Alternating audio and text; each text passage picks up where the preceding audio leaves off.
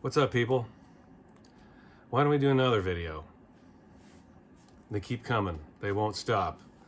The constant bombardment of videos from me will never cease to end. Sorry, guys. I fairly warned all of you, but more videos are on the way. And today I'm going to start a series of videos about a band, a group, a project, an art piece that defies description. I was thinking about trying to cover these guys in 2 videos, and then I was like, what am I thinking? 2 videos?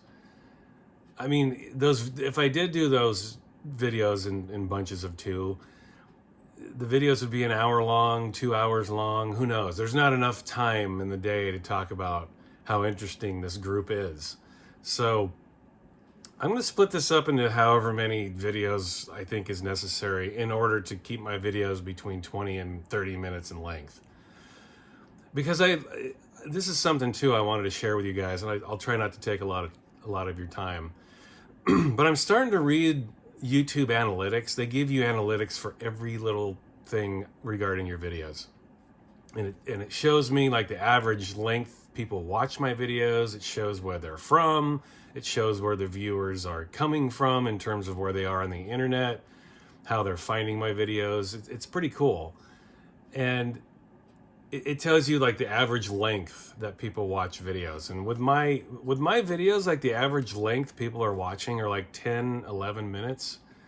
So people are either not watching my entire video, or they're watching it in bunches. Like they'll watch 5 minutes here, 5 minutes there, or whatever. But people are watching all the same. And I actually got an email, and I'll try to keep you guys abreast of all this as it happens, because I want to have complete disclosure, and yeah, I want to tell you guys everything that's going on with this channel in every facet, because I don't want to keep anything a secret. But I got a message from YouTube the other day telling me that I'm on the verge of monetization of this channel, which I had mixed feelings at first, like, oh, that wasn't what I was shooting for. But now that it's there, I started thinking, well, you know what? Why not? Let's just go for this. Like, it's nice having a goal. And as long as it's for the right reasons, I think people should have these types of goals. So I'm going to try to get there. And my vision is, if I do start monetizing this channel, I would like to use that money to, invest into the channel. In other words, I would like to buy music that I haven't heard that you guys request. And if, basically if you guys make a request and I don't have the record, I'll buy it and I'll listen to it and then I'll talk about it. Because I do ultimately want to give back to this channel. I wouldn't be going anywhere if it weren't for you guys. You guys are using your precious time to subscribe and to watch. And I am eternally grateful to you guys. Thank you so much, honestly. A heartfelt thanks. It humbles me that this channel has grown. I'm up to 750 something subscribers. And apparently monetization has 2 levels now with YouTube. There was 1 level before. If you get to 1,000 subscribers and 4,000 watched hours in the last year, then you get to monetize. But now there's a level below that. If you get to 500 subscribers and 3,000 watched hours, you get to monetize your channel in a different way. And I wasn't quite sure how. I was looking at all the parameters and the things you do, the options you have when you hit that lower tier. And I wasn't quite understanding what it was implying. It basically looked like I could start little fan groups or something, and if I could prove that my watchers were buying and listening to the music I was talking about, then I might get a piece of it if it sold somewhere. I don't know. I'm not entirely sure. But I'm just letting you know, like, I'm close to hitting that lower tier, way closer than I thought. I'm right on the precipice of that happening. So I'll let you guys know when it does. I don't know. The one thing I don't want are surprises. I don't want my channel to change in some derogatory way. Like, if once I start monetization, if I hit that level, if all of a sudden people are blasted with ads, or you start seeing links pop up, I'm trying to avoid that. So I'll keep you guys abreast of this, and maybe you guys know more than I do on this. I don't know. But the bottom line is, like, my channel, through putting very little effort into it the last three years, I'm on the verge of maybe making money doing this on YouTube. And I'm very surprised by this. It wasn't my goal. Again, I feel kind of funny, like if I ever felt like it was lessening what I wanted to talk about, I just wouldn't do it. So if I did monetize it and I agreed to do that, and my channel went for the worse, I would just stop. I'd stop doing what YouTube wanted me to do. But at the same time, you know, if I can supplement my income with, you know, my regular 9-to-5 job during the week, why wouldn't I do this? If I can make a little money sitting here talking about music, I mean, my God, who wouldn't do this? What music lover would not do this? So anyway, I just wanted to extend another thank you, because I wouldn't be hitting these YouTube parameters if it weren't for you guys watching. So yeah, thanks. And I've never asked anybody to subscribe, and I never will. Having said that, though, like, now that I'm close to getting those subscribers to get to the bigger tier, the higher tier of monetization, it would, you know, seeing my subscribers go up is fun now. I'm every day I check my analytics, like how many people are subscribing now. So again, I will never ask anybody to subscribe. I want people to watch my channel and think that it's good enough to subscribe. I think people begging for subscribers is kind of pathetic, honestly. To me, that just shows that your channel and your content isn't interesting enough. If you have to remind people to subscribe, you're kind of, you know, you're not taking into account the intelligence levels of your audience. You guys will make that choice. If I'm creating content that you want to watch and come back to, you'll subscribe. I want to respect your intelligence, you know, and you do that by not asking for money. So, but having said that, listen, I would love more subscribers. If you like what I do and you think you know somebody who might enjoy what I do, maybe just drop something in their ear. Let them know that this dude's on the internet making music videos, or videos about music, I should say, and they can watch and decide for themselves. They don't have to subscribe. You know, if they watch it and they think I suck, that's fair enough, and they don't subscribe. But to me, that's going to be the big challenge, is trying to, you know, get those 200 more subscribers so I can get over the 1,000 threshold. It just, my watch hours goes up a lot faster than my subscribership does. So we'll see. But yeah, if you know someone who likes people who talk about music in a deeper, more intellectual way, then by all means, send them over here. Even if they don't subscribe, it's fun talking. It's fun having conversations with you guys over your comments, because you guys really have interesting things to say. And as I've mentioned in past videos too, I purposely leave out information so you guys can fill in those blanks. I think that's cool. I want to have a back and forth with you guys. If I just went to Wikipedia and printed out a sheet and read off of a sheet and gave you all the information, what fun is that? In fact, some of my favorite YouTube makers, I'll watch their videos, and I like them. They have some interesting things to say, but there are always these moments where I can see them looking off the screen and reading, or they'll look down. And all of a sudden, when they look away or they look down, they have all these really eloquent things to say. All of their words are 5 syllables or more. And it's only when they're looking away, you can see them reading off something. They're reading off a paper. They're reading off a screen. They're reading off something. And to me, this is boring. You know, yeah, I could go research all these records and do a massive amount of preparation before I do these videos, but what fun is that? I want you guys to get involved. Otherwise, I'm just orating in front of you. I'm just reciting information. And how's that interesting? Anybody can do that. Any dunderhead can do that. I would choose to not do that. So anyway, thanks again. It's amazing that I'm on the cusp of making a little Skrilla with this video. It's amazing, but it is what it is. All right, so that out of the way, I want to get to the KLF, okay?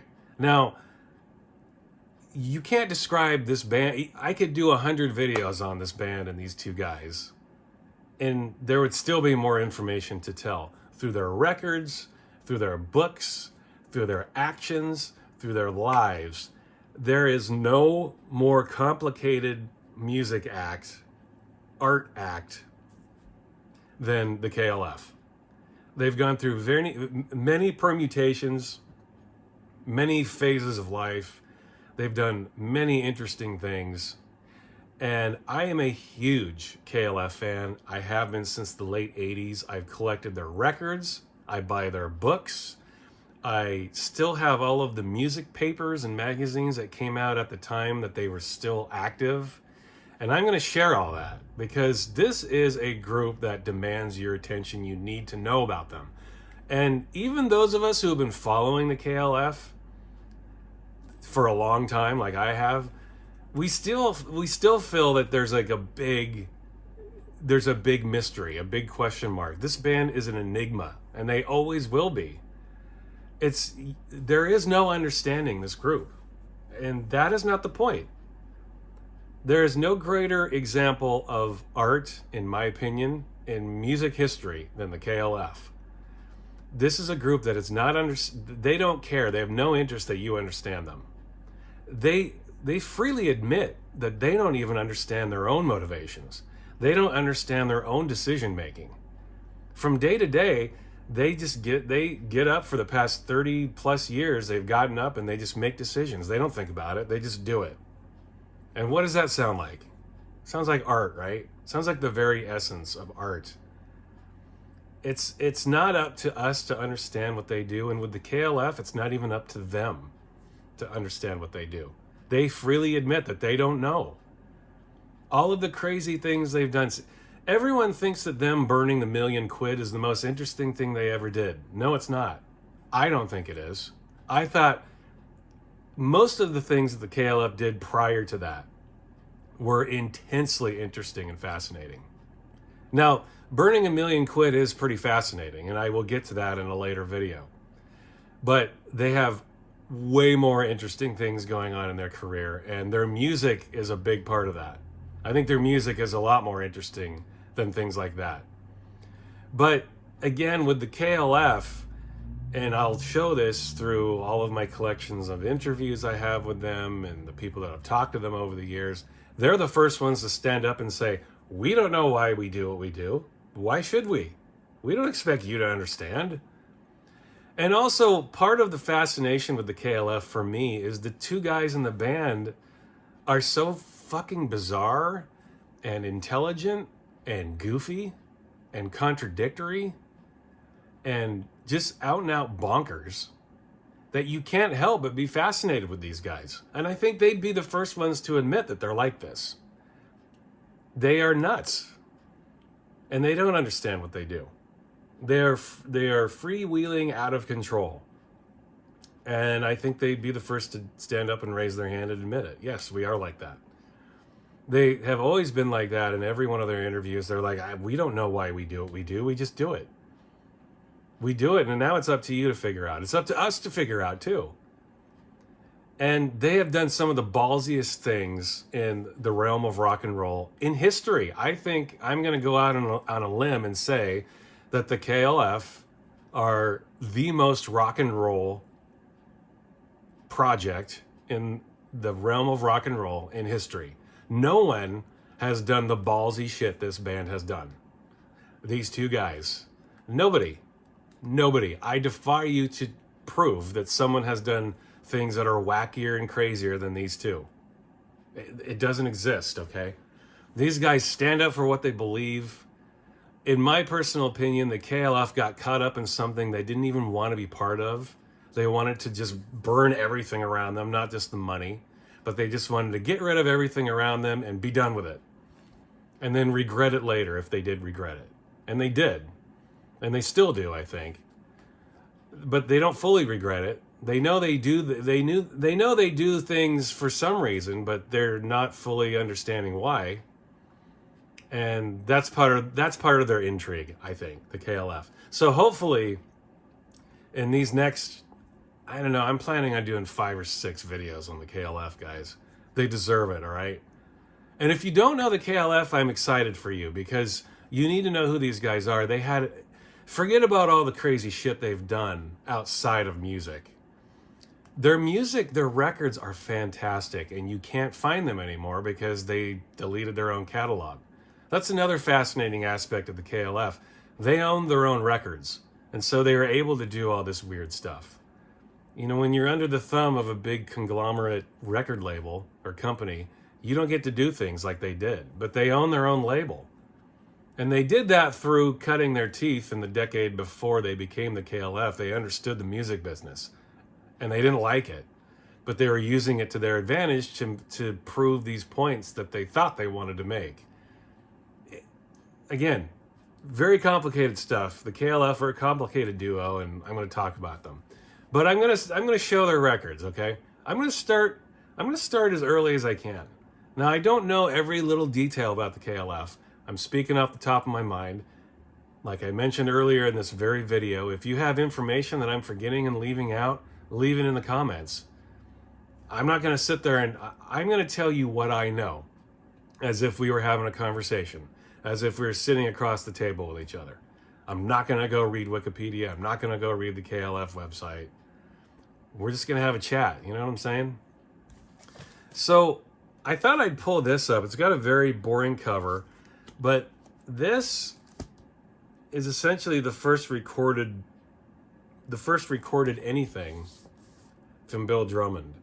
This is big in Japan, and this came out on a 7-inch.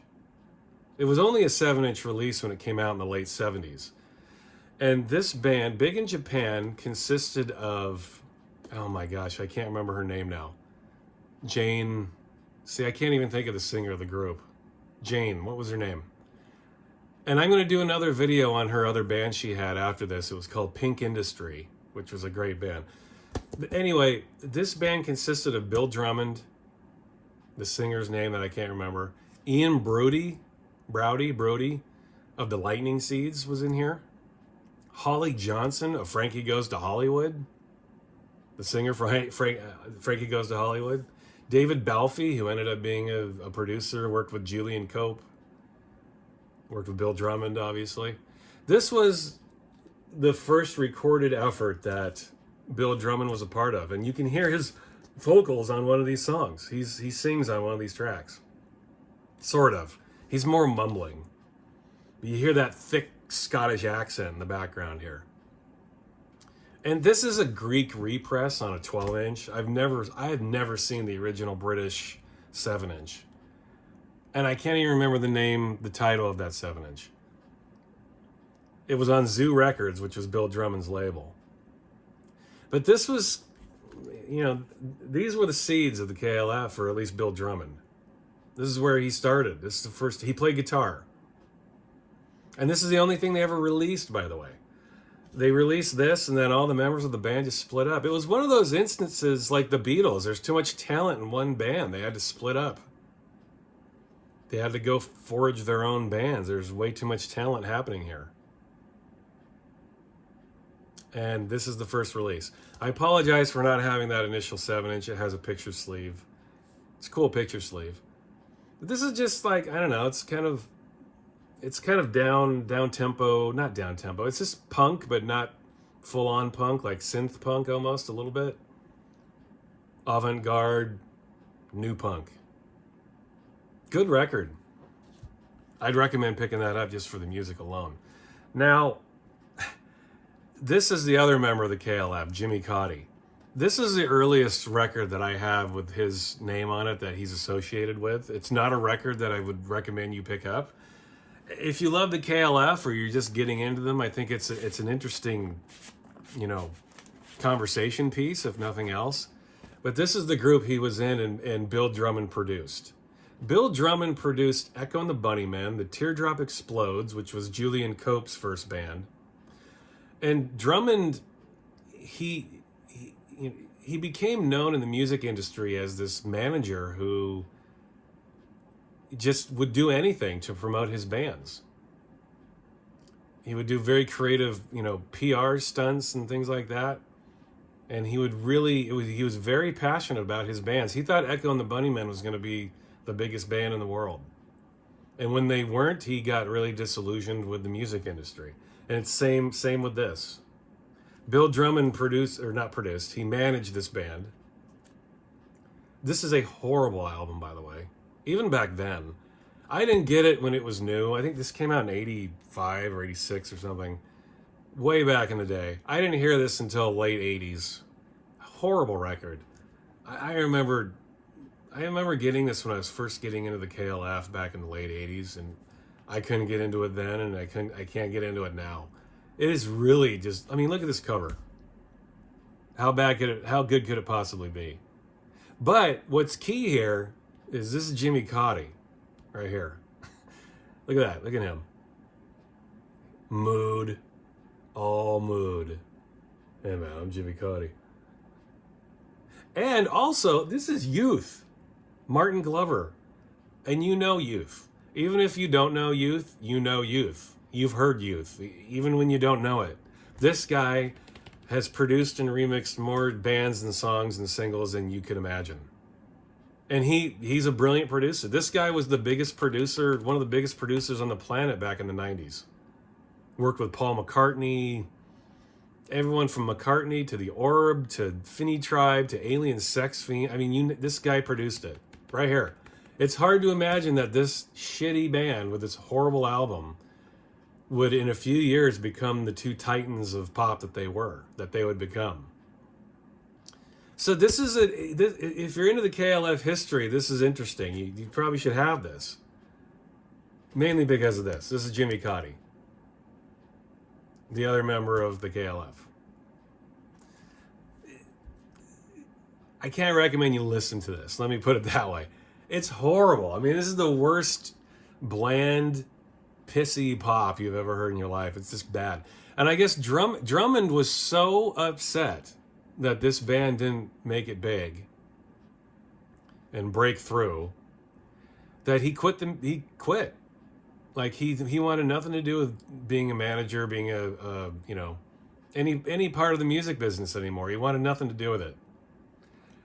And this is one of the things that intrigues me about Bill Drummond is like, you listen to this record and you want to go up to Drummond and be like, really, Bill?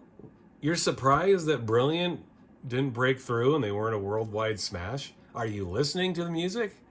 Are you hearing what's going on here? But you lose that argument because he's too smart. He'd argue that they were the most brilliant album on the planet and he'd probably win. Even though you know this album is shit, Drummond would still win that argument. You know, it's a hard thing to argue that this album is good. But there are many more instances with Bill Drummond that I'll talk about where you know how smart he is and you know how witty he is, but you also start to understand how shifty he is and how he's always thinking of... He's a very manipulative guy. But you don't know if he's doing it on purpose. This is another thing that's really fascinating about Drummond. He really believes in what he's saying, and a lot of the things he does is really funny, but he doesn't seem to have much of a sense of humor about it. But then he says he knows he's funny, but then when you ask him about how funny what the stunt or whatever they did was, he'd get very offended. Very complicated guy, Bill Drummond, but yeah. He thought this band should have been the biggest thing on the earth, and it just proves how out of touch Bill Drummond can be. Horrible album. Terrible. I wonder what Jimi Cauty would say to it. Now. Not then, but now. I wonder what Youth says about it now. I don't know. It would be interesting to hear what they have to say about it. So, after that happened, Bill Drummond became very disillusioned. He didn't want anything to do with the pop business anymore. But I think at the time he meant this to be a swan song. He meant this to be like his exit from the music business. His solo album, The Man. There he is looking pensive, looking off in the distance. This is his one and only solo album. This came out in 1986, I believe. Yeah, 1986. This was right before the Justified Ancients and Moo Moo started tinkering around. And there's the hype sticker. Julian Cope is dead. Bill Drummond and Julian Cope have a deep history. Like I said before, Bill Drummond used to manage Julian Cope in the Teardropper Explodes, and They had some falling outs. You can look all that stuff up too. I don't know every little detail about the relationship between those two guys, but it's interesting. It's colorful, and you don't get much more colorful than Julian Cope either. I mean, I think one of the few people on the earth that's more colorful is Bill Drummond. And I'll make a Julian Cope video at some point in the future. Maybe after these KLF videos I will, because he was part of that whole ecosystem of the KLF. In a very peripheral way, but he was involved. He was involved with Drummond, so. Anyway, this is the release. This came out on Bar None in the US. It came out on Creation Records in the UK. Alan McGee's label. There he is again. He believes in rock and roll. That's my horrible Scottish accent. And this, you know, the music on here doesn't sound like anything the KLF did, anything Bill Drummond's ever done. It sounds like 60s. It sounds like 60s folk and Motown with a dude with a thick Scottish accent singing behind it. And you know what? It's pretty good. These songs, like, you can't help but laugh at some of them. Like Julian Cope is dead. Julian Cope is dead. I shot him in the head. I mean, how do you not laugh at this? It's just goofy and funny, but it's very well produced. It's well performed. The songs are well written. The best song on the album is True to the Trail, the first one. Excellent song. It's just an instrumental folk song. It's a song you listen to as you're walking down a trail, as you're starting off in a new path. I always think of that song when I think of Bill Drummond. I don't think of What Time Is Love. I don't think of 3 a.m. Eternal or Last Train to Trans Central. I think of True to the Trail. That is the quintessential paramount Bill Drummond song in my mind. And the rest of these songs are very good. You've got, here are the other titles. Ballad for a Sex God. And he sings that with no hint of irony or humor. Again, one of the great things about old Bill Drummond. Julian Cope is dead. I Want That Girl. Going Back. Queen of the South. I Believe in Rock and Roll. Married Man. I'm the King of Joy. Son of a preacher man, and Such a Parcel of Rogues in a Nation. And the vocals on that last song are by Drummond's father. Such a parcel of rogues in a nation. Just a weird, totally off the wall album. It needs to be heard in order to experience it. You cannot describe it. It's just too out. I mean, it's so traditional. It's very traditional in its way, but the fact that it's Bill Drummond makes it extremely bizarre. It's kind of like, I think of it like the Straight Story. The man is to Bill Drummond as the Straight Story is to David Lynch. Do you know what I'm trying to say? David Lynch has all of his movies, and then he's got the Straight Story. It's like, what? Where did that come from? And the Straight Story is a brilliant movie, but if you were to watch it and you didn't know who directed it, would you guess it was David Lynch? Absolutely not. Brilliant movie, but so out of left field for David Lynch. Straight Story is his bizarre movie based on his other output, and same for Bill Drummond here. That's how I think of it. It's hard to mistake Bill Drummond when you hear him singing, but if you heard like True to the Trail and you didn't know about this album, but you loved the KLF, you'd never guess that it was Bill Drummond, you know? It's just his, it's the odd record out for him. It came with a generic inner sleeve. I'll show you the labels here. Here's the label, Bill Drummond. Pretty standard stuff. Really cool record, man.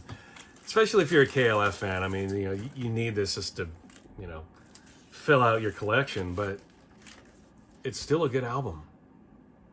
Very funny, very well done. Unintentionally funny, by the way. I think. I don't know. Maybe it was intentional. And this is going to be the last record I talk about with this video. Because, yeah, it's, you know, there's so much to say about this group. This is the King of Joy. Here's Bill.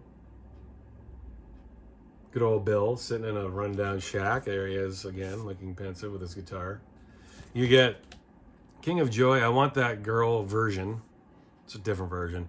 And then the real gem of this is the B-side. It's the Manager, which was a video. And please look this up. This is your homework assignment for this. If you haven't looked up Bill Drummond, The Manager, look it up on YouTube. It's there. I've looked for it before I've watched it. The Manager is basically Bill Drummond. He's walking through the Scottish countryside with a wheelbarrow, and he's talking about how much the music business sucks, and how he thinks it's shit, and how he wants nothing to do with it. And it's Bill Drummond MK2, really. Like he had his management escapades, and he had Big in Japan, and you definitely, with this record, you feel like, I think in his mind at the time he was ending all this, but when you watch The Manager, you see the sparkle in his eye. He's scheming about something. Something's on his mind. He has something to unleash. And it's like a 12 or 13 minute diatribe as he walks through the Scottish hills, the Scottish countryside, rambling about how he thinks the music business is dead and how it's awful and he wants nothing to do with it. But you still get this certain inspiration from him, like he's still not done, he's still got something left to say. It's worth it for The Manager, this record. I mean, listen, if you see Bill Drummond's name on anything, you just get it. You should buy it. You should track it down and listen to it very, very closely and very intently. It's always worth listening to. If nothing else, Bill Drummond is an extremely passionate person. You can say anything you want about him, and many, many things and adjectives would fit his personality. But one thing I think we can all agree on is Bill Drummond is extremely passionate. And The Manager is one of it's one of those tracks that really hammers that point home. This is a guy who's got a lot on his mind. He might be saying he's leaving the music business. He wants nothing to do with it, but you definitely get the feeling that he's not done. He's got a lot more to say. And he absolutely had plenty more to say after this, after the release of these. So I'm going to leave it there in this first video. That is going to end this first video, but you should definitely pick these up. Listen, I don't know that I can recommend picking this up unless you're a hardcore KLF fan and you want some reference points, or even if you're a youth fan. You know, this is an interesting thing to listen to at the very least. It's some of the most watered down cheeseball goofy pop music you've ever heard. The songs aren't even really that well written, I don't think. It's just very sloppy. And then I don't know that you're going to find this. This is the only copy I've ever seen of this. I've never seen the 7-inch. So good luck finding this. I just held this up for a reference point. This is the first time you ever hear Bill Drummond's voice on a record. And it's interesting. I love Bill Drummond. I have for a long time. So it's been interesting to follow his escapades even through other bands. So that's my beginning video of the KLF. Many more words and videos and minutes to come in terms of covering this group, because yeah, this band's not just about the music, as we know. It's about all the things they did. They did a lot more than just burn money too. And I'll get into that in later videos. I mean, I'll hold up some of the music papers that they did interviews with. You learn you learn a lot about what they were doing at the time, just in terms of the interviews. Like, they never gave boring interviews. They weren't interested in doing that. When they gave interviews, they wanted to be interested in that. They wanted to do something there. They wanted to do something interesting for their interviewers, and they always did. They never did anything half-assed. Even their remixes too. I'll talk about some of their remix work.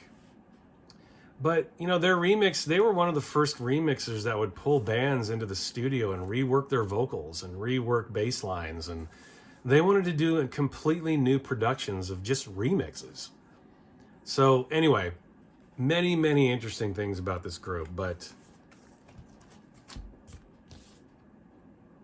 I'm going to be talking a lot about this man. The Man. It should have been called The Fucking Man, because that's what Bill Drummond is. There are plenty of the mans out there. But how many fucking bands do we have? Not many. This dude is the king of rock and roll as far as I'm concerned. The things he pulled, the things he did. No one has the cojones that Bill Drummond has.